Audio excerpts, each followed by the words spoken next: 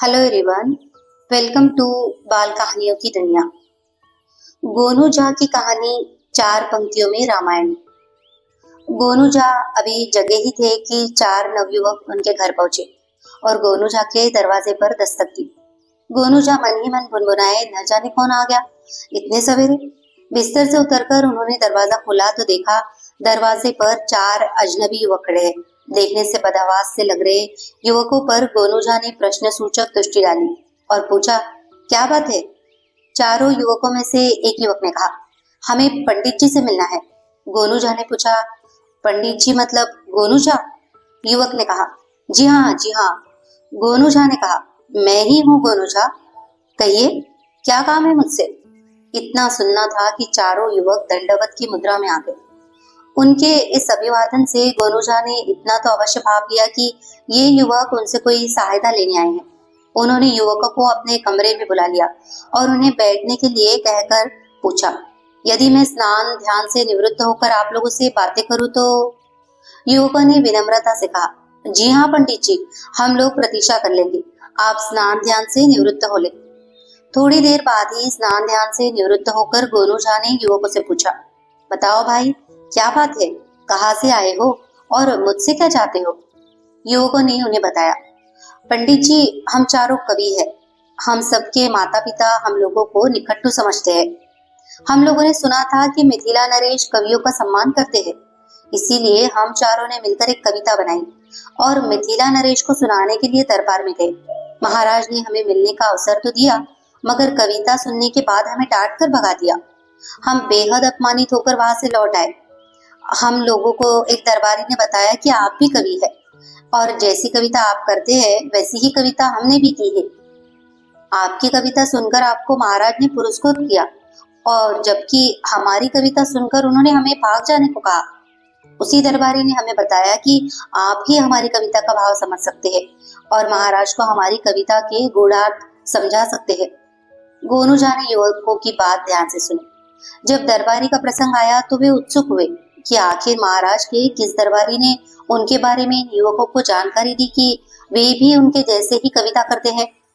अपनी उत्सुकता शांत करने के लिए उन्होंने युवकों से पूछा, वो दरबारी कौन था? युवकों ने बताया, हमने तो उसका नाम नहीं पूछा। हाँ, वो विचित्र ढंग से पगड़ी बांधे हुए था।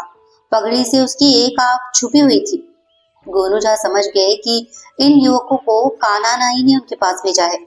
कान्हा नाई महाराज के दरबार में था और उन महत्वाकांक्षी दरबारियों की चौकड़ी में शामिल था जो गोनू झा से मिलते थे तथा उन्हें नीचा दिखाने का कोई अवसर खोना नहीं चाहते थे। गोनू झा समझ गए कि जरूर इन युवकों की कविता में कोई ऐसी बात है जो अशोभनीय है, अन्यथा कान्हा नाई उन्हें इस तरह उत्प्रेरित कर उनके पास नहीं भेजता। उन्होंने युवकों से कहा, मुझे तुम लोग विस्तार से बताओ कि तुम लोगों ने मिलकर कविता कैसे लिखी और तुम्हारी कविता क्या है?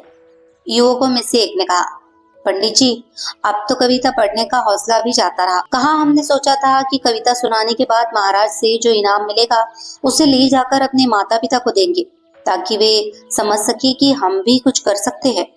हम निकट्टू नहीं है, हमारी भी कोई पहचान है। गोनू झा ने उसे बीच में ही टोक कर कहा, ये सब रहने दो, कविता सुनाओ।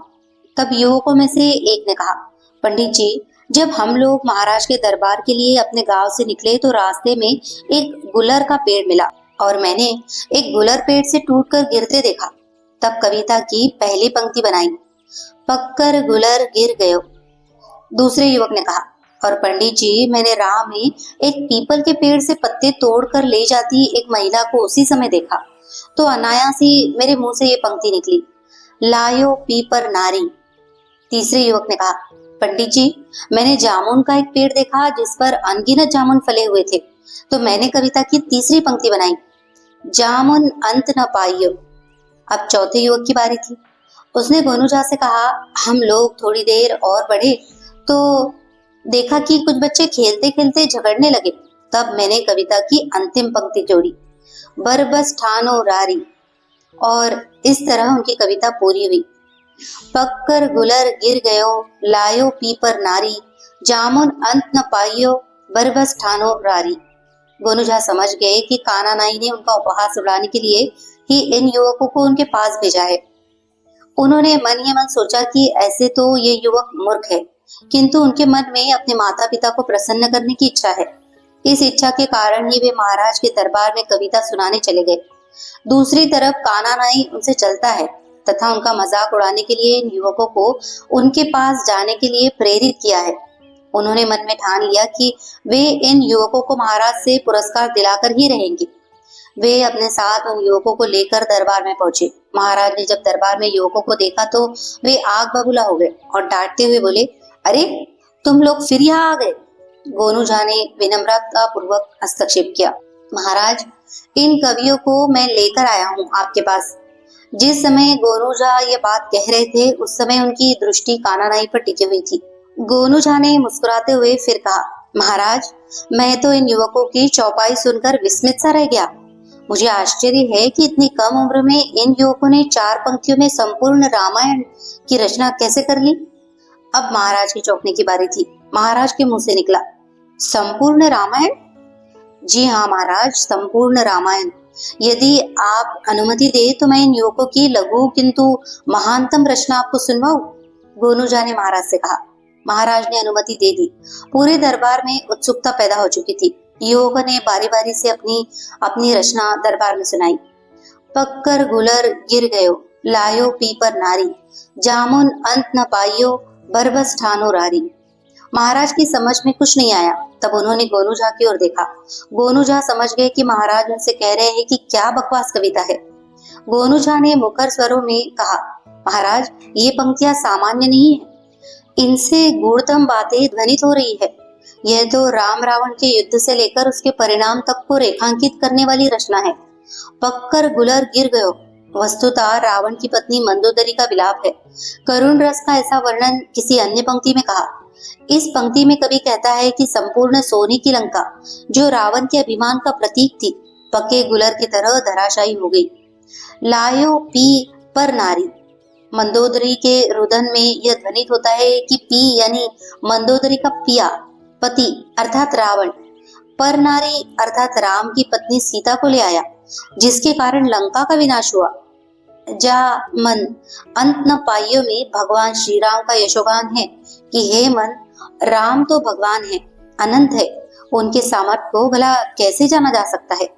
और महाराज कविता की अंतिम पंक्ति का अर्थ तो अब बिल्कुल साफ हो गया कि मंदोदरी विलाप करते हुए कहती है कि जिस परमेश्वर राम के मन की शक्ति की था कोई नहीं ले सकता, उससे उसके पति रावण ने बरबस दुश्मनी मोल ले ली, जिसका नतीजा हुआ कि वह आज अपने समस्त ऐश्वर्य के साथ ध्वस्त हो गया।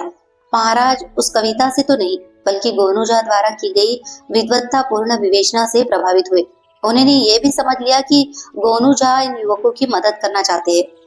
इसका अर्थ है कि उन्होंने इन युवकों में कोई अच्छी बात जरूर देखी है, अन्यथा वे इन्हें लेकर दरबार में नहीं आते। ऐसा विचार कर महाराज ने युवकों को इनाम दिया।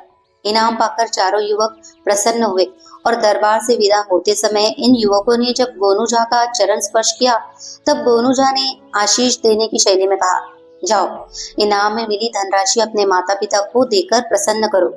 अब घर जाकर कुछ काम की बातें सीखो, कविता से रोजी रोटी नहीं मिलती। युवकों के जाने के बाद गोनू झा ने कान्हा नाई की तरफ भरपूर दृष्टि डाली और मुस्कुराते हुए अपने आसन पर विराजमान हो गए।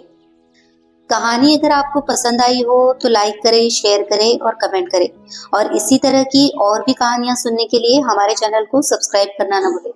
धन्यवाद।